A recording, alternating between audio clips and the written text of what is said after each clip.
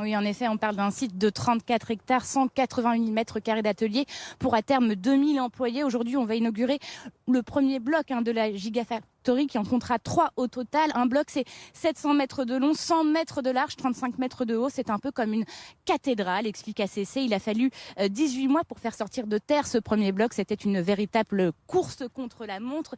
Les machines pour produire et assembler les batteries sont arrivées au début de l'année. Elles viennent toutes d'Asie parce qu'il n'existe pas encore en Europe d'industriels capables de fabriquer des machines pour fabriquer des batteries lithium-ion. Des batteries d'ailleurs, on n'en verra pas vraiment aujourd'hui. Les premières productions en grande série ne vont débuter qu'à la fin de l'année. Ces batteries seront ensuite vendues pour le moment exclusivement à 2 des actionnaires d'ACC, à savoir Stellantis et Mercedes. C'est largement suffisant, explique ACC. Le carnet de commandes est plein jusqu'à 2028. D'ici 2030, l'objectif c'est de produire pour 40 gigawattheures, ce qui permettra d'équiper 500 000 voitures électriques par an. C'est un quart de l'objectif fixé par le gouvernement français qui veut produire 2 millions de voitures électriques par an à horizon 2030.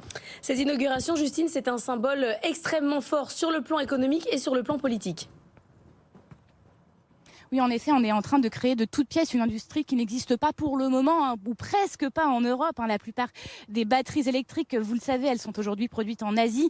Si les constructeurs automobiles européens veulent rester dans la course, il est indispensable pour eux de maîtriser cette technologie.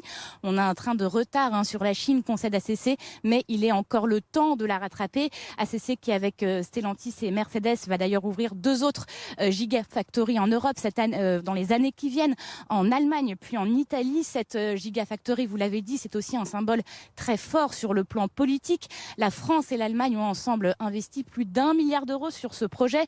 On attend d'ailleurs une très importante délégation française pour inaugurer cette usine.